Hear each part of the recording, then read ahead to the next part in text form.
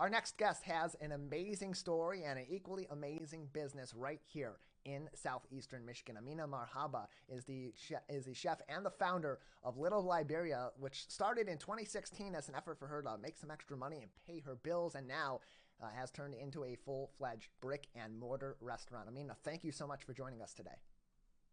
Thank you so much for having me. Yeah, glad to have you on, because just reading this story, it's really been an amazing journey for you over the last 7 years, from starting Little Liberia as kind of pop-up dinners here and there to pay some bills, to now having it as a full-on restaurant, having won competitions through Tech Town Detroit in part to help fund that, and now you have an Afro-Fusion restaurant right here in our local area. So just give us a brief summary of your journey from beginning this pop-up restaurant in 2016 to the present day and where Little Liberia is currently at. So when I started Little Liberia back in 2016, I was newly an immigrant in the country, didn't have a lot of job opportunities available to me, and I come from a very big family. So I was looking for a way to generate income for my family. As a young immigrant, I always loved to cook. So I'm like, what can I do to start generating income where I can take care of my expenses and my family, and do what I love? So I started going to different bars and restaurants in the city, asking them if they would let me sell a pot of food, a la carte style, to generate cash from that. So that's how it started. I started going from restaurant to restaurant, selling the food. People were coming, loving what I was selling. They loved that they were learning about Liberia. And I found also that there isn't no Liberian restaurant in Michigan at all right now. So I'm literally creating the first ever Liberian restaurant in Michigan. So I saw that cultural burst was needed. There was no African restaurant at the time. So I continued to do that. And even when I started working in corporate America, I still continued with my business because it's my passion. It's what I love to do. And now after winning Hatch last year, we are working on opening our own brick and mortar, hopefully next year. And let's talk about that too. Through Tech Town Detroit last year in 2022, you had won $100,000 for Little Liberia from their Hatch Detroit contest, which was sponsored by Comerica last year. And so take us through that competition and what you endured, what sort of experiences and learning experiences that you took from that, and of course the winnings, and how that helped you to get to today where you're planning and close to opening Little Liberia at a brick and mortar location. Okay.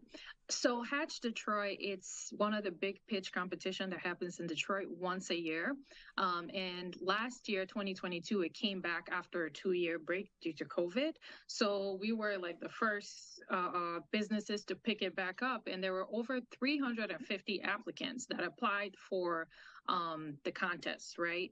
And going through the contest, I learned a lot about my business. I learned a lot about my supporters, and I was able to develop things about my business that I didn't even know that I needed, right? So like the contest itself put us out there into the community more.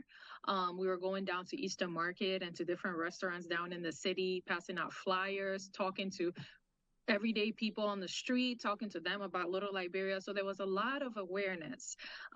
There was a lot of development of what we're doing, how we want to accomplish what we're doing, and how we want to bring that to Detroit. Hatch Detroit gave us all those resources to push that, to get the votes, to get people to support us. And eventually we did the big pitch in front of hundreds of people at the Tech Town Center, and we won the $100,000. And now we're going through the process, going through the Tech Town and Comerica Bank and Hatch Detroit program to get all the resources that we need to get to the finish line. And so tell us about what your vision is for the restaurant, the brick and mortar restaurant of Little Liberia, how that's differing or may differ from the pop-up events you've done over the last 7 years since you began this business after coming to the U.S. How is it going to be different at the physical Little Liberia location? Oh, the vision, the vision is to bring a little bit of Liberia through Little Liberia to Detroit. That's what I envision. That's what I see coming to Detroit. I want the bright colors of Liberia, our artwork, our culture, and then, of course, the food, everything to showcase what you would experience if you were in Liberia.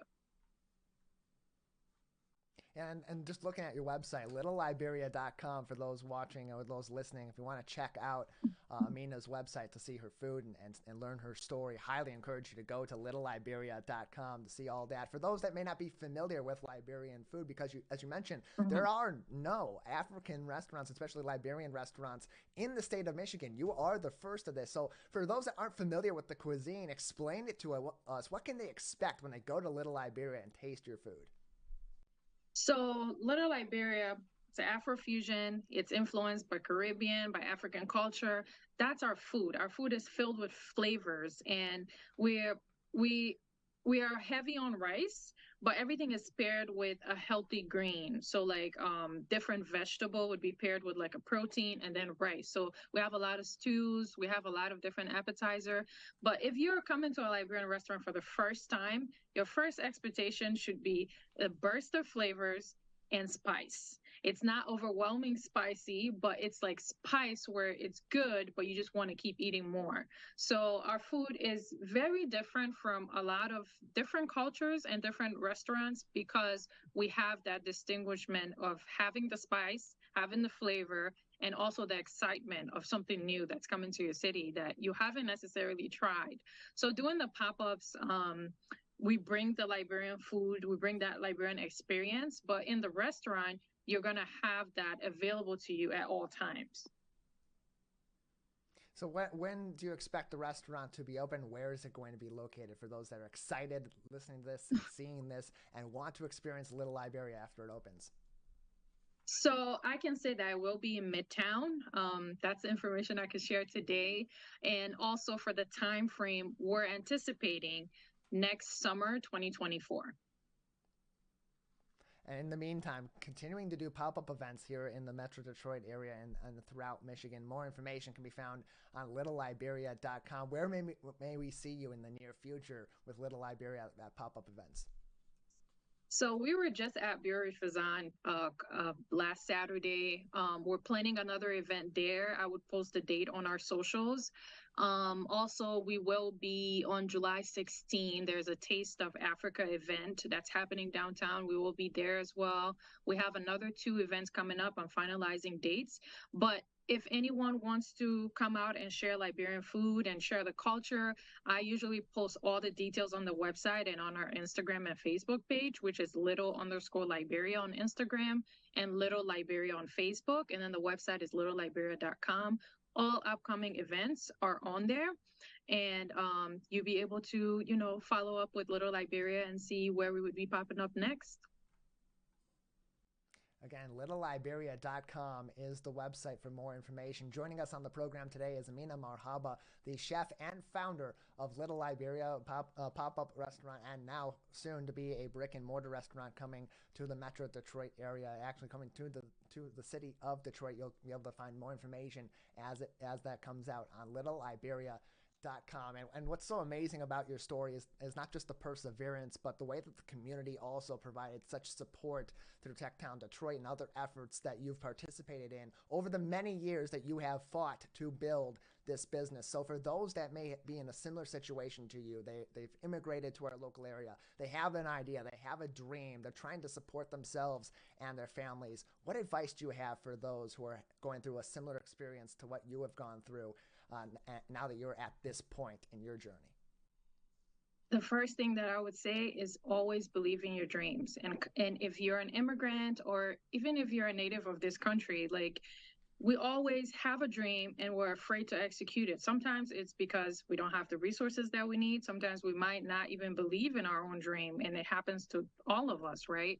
But I would tell anyone who you're lacking the resources, you come to this country with little to no opportunities, and you don't know if you can accomplish that dream that you have. Just go for it. Just do it. If you have the passion, if you have the love for what you're doing, the resources will come. People around you. Hatch Detroit opened our eyes to that. I was afraid that people didn't know about Liberian food. They didn't know who I was. They didn't know what the food was, and I wouldn't get any support. But people saw my passion and they saw what I was bringing to Detroit, and I got support from people all around the city, and I was so overwhelmed by it. But this is just to show you, sometimes even if you don't believe that you can accomplish something, there are a million other people who believe that you could do it, and they're available to help you.